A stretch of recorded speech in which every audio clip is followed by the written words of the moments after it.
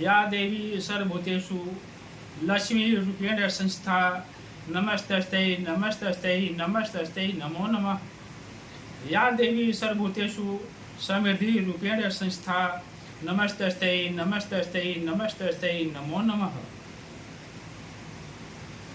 हस्तरेखा और भाग्य दर्पण चैनल में आप सभी का हार्दिक अभिनंदन है। आज के इस वीडियो में व्यक्ति के हथेली के लकीरों और चिन्हों में लक्ष्मी जी छुप करके बैठी हैं, इसको समझते हैं। जो धन की देवी महालक्ष्मी जी हैं, वह व्यक्ति के हथेली के जो लकीरें हैं उनमें छुप कर बैठी हैं, इसकी चर्चा करते हैं। यानी आप कहेंगे कि लकीरों में कैसे छुप कर बैठी हैं, तो आज उसी के बारे में, लक्ष्मी जी के बारे में चर्चा करते हैं। आप यदि किसी पंडित जी से, हस्तरेखा विशेषज्ञ से यदि अपने हस्तरेखा का विश्लेषण कराए होंगे, तो कभी कभी पंडित जी बताए होंगे कि आप बहुत भाग्यशाली हैं, आप लक्ष्मीवान हैं। तरह तरह के लक्ष्मी जी के संबंध में उन्होंने बताया होगा।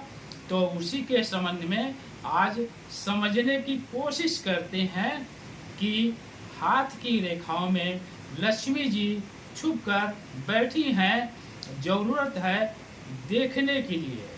यानी आज हम समझते हैं कि लक्ष्मी जी किन किन रेखाओं के कारण से अपने हथेली में छुप कर बैठी हैं।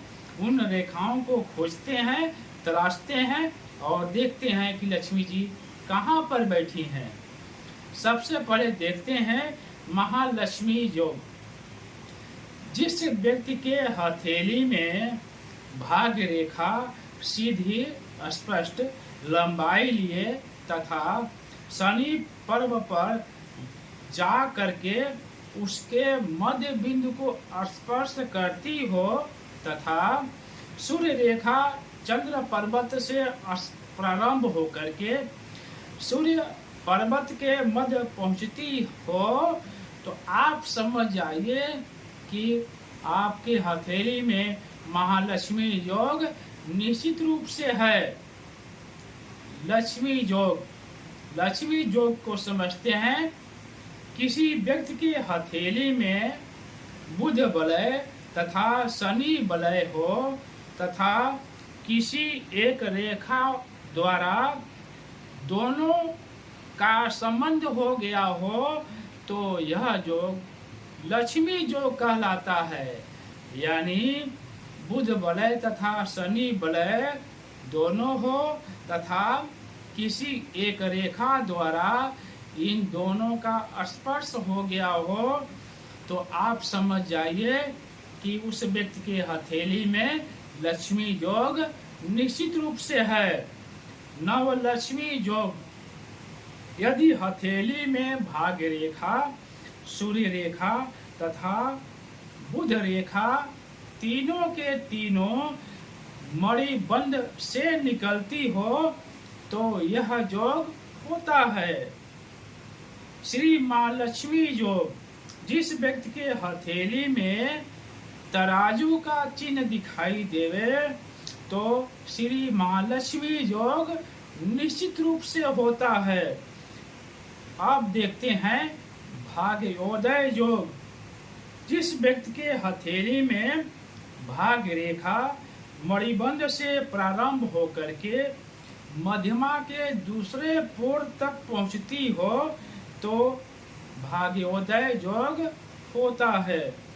राजराजेश्वर योग, यदि हथेली में सूर्य पर्वत विकसित हो और सूर्य रेखा हथेली के मध्य में आकर के शुक्र पर्वत की तरफ जाती हो, तो यह राजराजेश्वर योग कहलाता है।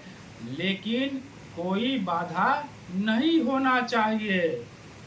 महाभाग्य योग, यदि किसी व्यक्ति का जन्म दिन में हो, सूर्य रेखा लंबाई लिए हो, चंद्र पर्वत तथा गुरु पर्वत दोनों पूर्ण रूप से विकसित हो तो यह महाभाग योग कहलाता है।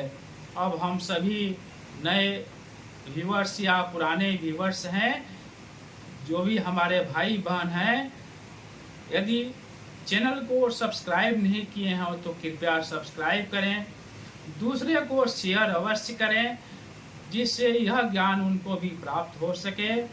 और यदि कोई प्रश्न पूछनी है तो आप 935 22 45 677 पर आप फ़ोन करके सीधे मेरे से आप बात कर सकते हैं और हस्तरेखा और भाग्य दर्पण संबंधी कोई भी जानकारी आप प्राप्त कर सकते हैं।